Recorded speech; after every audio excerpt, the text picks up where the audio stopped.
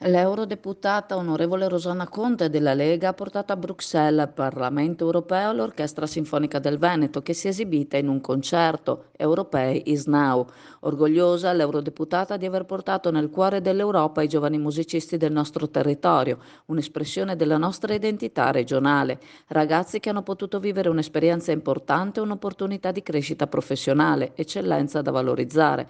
L'Europa ha il dovere di sostenere la ripresa del settore musicale, che è importante per la crescita economica, sociale e culturale del nostro Paese come della stessa Unione Europea, ha affermato l'eurodeputata, e lo deve fare valorizzando progetti come l'Orchestra Sinfonica del Veneto, una best practice di imprenditoria musicale che merita l'attenzione delle istituzioni dell'Unione Europea, coniugando tradizione e innovazione, preservazione del patrimonio musicale europeo e sostegno dei giovani talenti. Allora, siamo alla Camera, per iscrivere la Camera poi ai saloni e la Camera ha deciso di iniziare il servizio di pulizia del pesce. È assolutamente obbligatorio la prenotazione per la pulizia del pesce.